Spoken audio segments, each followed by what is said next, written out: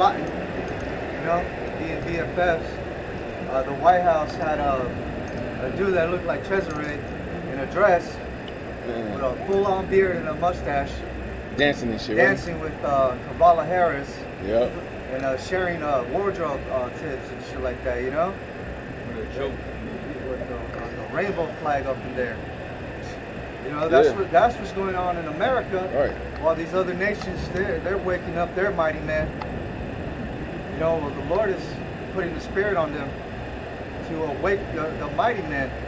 You know, because they know that this is the time. This is the time to put all their effort, everything that the money that they put into their military. All right, this is the time that they have to use it. They have to put it to use. Yeah. Okay, because this is the weakest that America has ever been. Another thing too with the talk about Kim Jong-un, and Putin basically, the reporters came out with what Putin said, basically how he was going to help arm North Korea. You know, so that shows you how really jointly fit they are with the mission of destroying this place, man. And because the rest of the world has warned the citizens of the dangers to come. You know, they've put pamphlets out, gave their citizens gas masks, told them to move certain places, so they get in the mind state that war is at hand, man. But here in America, nobody's worried about this. Look around and you got people just, it's madness, man. You know, it's 100 plus. So they said 115 in the car when I got here. 115. Hey, you have nobody out here, hey, except the brothers out here, hey, actually listening, man. When this is the word that is able to save your soul, man. On that precept, this is Ezekiel 38. I'm going to start at verse 10. It says, thus saith the Lord power Yahweh, it shall come to pass that at the same time shall these things come into mind, and thou shalt think an evil thought. You know, talking about how this place America is going to end with the nuclear destruction, and that friendly wind is going to be a major role in that. When you meet up with each other. You know them meeting up, there's no good intentions for the West. Right. They have no good intentions, man. For what they because basically what they're doing is they're making it's like a defense pact. Yeah.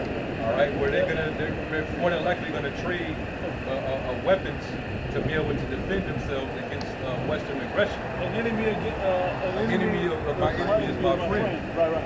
So that's basically what's going down. While America is asleep, while they partying still, they're being entertained, this is what these nations are arming up to do. This is all according to the Heavenly Father's plan, man. Hey, they slipped that automatic draft right over a lot of you niggas' head too. Oh man. They automatically enlisted, not enlisted. What is it? No. Selected service. Yeah. Automatically put in a selected service. Before you had to. Fill it out, but now they could just pull up on you. You got a social? You in? You already in? Yeah. They already got your social, so you got to register for school and all that. Yep. Now they got AI, you just go on and fill it out for you. Yeah. Because you didn't give them all the information online at some point anyway. Hey, right, you refuse? Oh, well, we're going to cut you off. All right? You have no benefits. Okay? You got to go. I want to read this other Automatic felony. Yeah.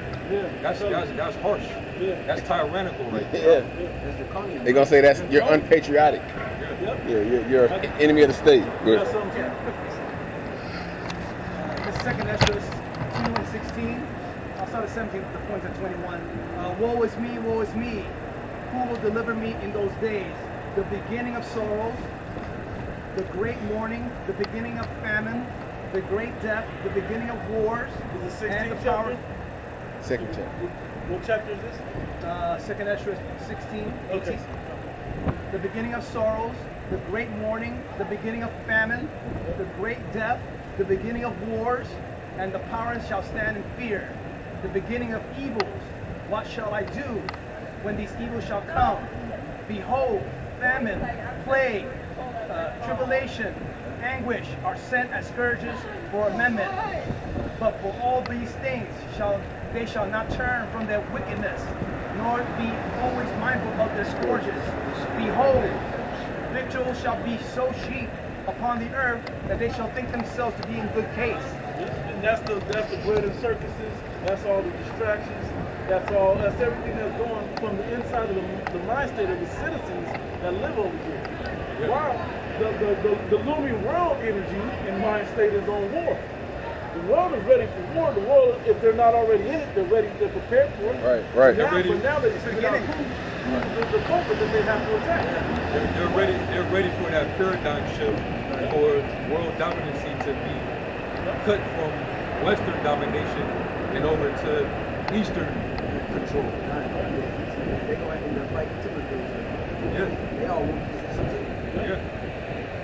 I'm going to read this in the NLT. This is Ezekiel 38 and 11. Right? It says, you will say Israel is an unprotected land filled with unwalled villages. But really, when you break the scripture down, it's saying the land that's the Israelites is captive. It says, and thou shalt say, I will go up to the land of unwalled villages. I will go to them that are at rest, that dwell safely, all of them dwelling without walls, and neither having bars nor gates. Now, when you read it in the NLT, the second half of that verse says, I will march against her and destroy these people who live in such confidence. The scriptures talk about how the pride of this place has deceived, or the pride of thine heart has deceived thee, and that's under the rulership of who? Esau. This is his current rulership, because Yahweh Shemashah gave him this appointed time to rule.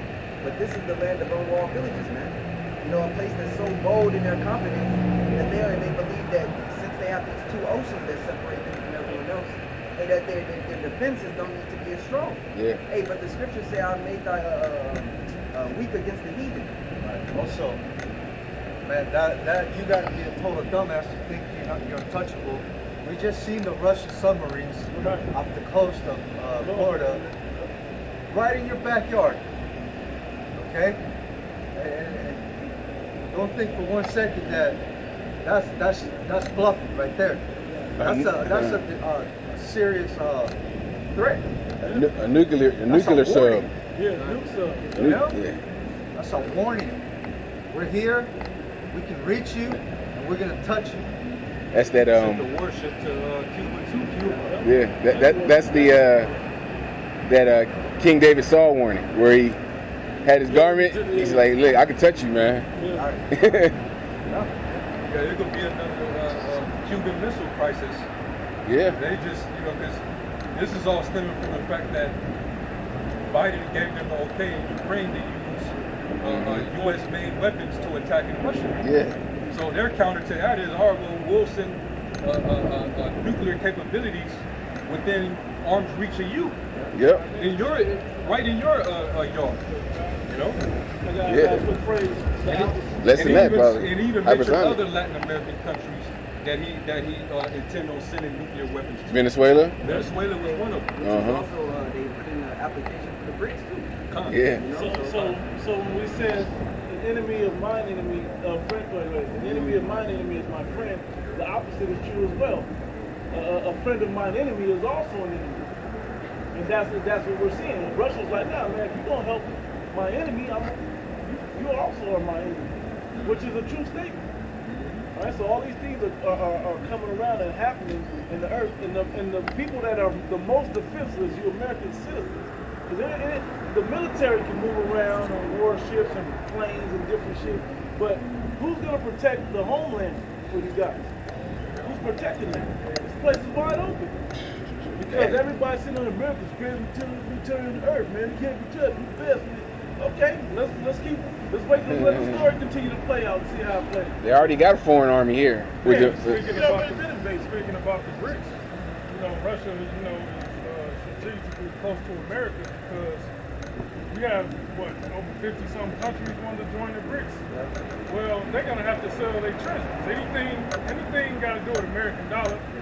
These countries got to sell it before they get into the BRICS.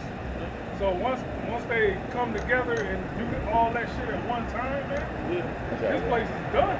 The stock market crash, everybody's biggest crash, man, when that happens. So that's a good, one strategic thing that Russia's doing, man. Place myself closer to America. You know, if they do something, you know, about this dollar being collapsing, you know, shoot our missiles over. But it's not gonna happen. You know, we just, you know, prophecy say it's not gonna happen. But, you know, No, they're just positioning themselves. The Lord's positioning them for it. You know? He's just putting them in position for it. That's all. The Lord's getting all the pieces on the chessboard ready. That's all that's happening. The threat of war. The threat of war, the threat of being surrounded is out there. Yeah. Let me get this one real quick. This is in the AMP, Nahum 3 and 13. It says, behold, your people are as weak and helpless as women in your midst. The gates of your land are open wide to your enemies. Like it. And the first part of that is completely true. Because when you look at the patriotism, however you say it, basically patriotism. When you see the patriotism of the American people, it is gone, man. And when you go into this song that they play at the graduation called Pomp and Circumstance, it's basically like the pride basically graduating through that system, right? And with that pride is dwindling, man. When you look at the people, nobody wants to fight for this place. You know, you look at a generation of individuals that grew up on iPhones and TikTok. Hey, they not soldiers, man. They're not warriors. But when you take a look at the Russian soldiers, hey, they were born to do that, man. Chinese soldiers, North Korean soldiers. Hey, they were born into that life, man. Yeah, they knew that they was gonna be a soldier. That's their purpose. You know, that whole here it's not the same type of Lieutenant Dan, my dad. mindset, man. You over here, you got the luxury of 24/7 air conditioning, heat, ice, water. You got all that. Choosing what you want to be. Yeah. Hey, that destroys the people too. Up there in Russia, that's a different climate. It's cold literally all throughout the year. Yeah. Freezing cold, and then they have to maneuver in those temperatures. Yep. And they learn to combat, they fighting bears. You know what I'm saying? Playing chess and ice pools and shit. You know, that's what they do. Jake over here on the game all day eating pizza, not in shape, don't want to go outside, socially awkward. But you're gonna put him in the front lines, or a chick that twerk for TikTok all day. You gonna put her on the front lines? That's a damn joke, man. Yeah. Yep. You gonna put a transformer on the front line? You got service men and women TikToking all day. Yeah. Complaining how they don't want to be in that position. Hey, I seen a video the other day or yesterday how big of a joke America is. They had the police over there looking at their phones, probably looking at TikTok and social media, where like a girl was getting her ass beat, literally like, I want to say like maybe 30 feet away. I seen one where the police is eating like lunch or something, and the dude is literally right in front of him smoking crack. But you know, that's because the police themselves, they don't even care anymore either. Man. They're there to collect attention and get the benefits. America's a joke, man. You know? It's not worth it. That crackhead might bite you, and now your life fucked up. That picture you was hoping on. You know what I'm saying? Why did you fucking poke with a needle? You know, around trying to be a hero. Hey, because you allowed to, look, think about it. If you like, when you signed up to be a cop or something like that, and the climate was good, the people had order in their mind, and this is what your grandfather was a cop in the 60s. They respected it was different. You connected to the neighborhood. Now, who the hell want to talk to these people? You know, that don't, like you said, socially awkward. They don't even know how to interact human being to human being face to face. They actually interact better with a computer interface. With AI. They interact better with that. They understand how the mind of a computer works more than a fellow human being works. Okay, or the needs of such. And so why would the rest of the world, when they see this, because they're proving it on TikTok and all these social media platforms, why would anybody that's grown up with that real hard life care about people in this way? Okay, so the Lord don't even care about the same people that aren't attentive to what's going on in real life. Right? That's this. Nahum 3 and 13 again, it says, behold, your people are as weak and helpless as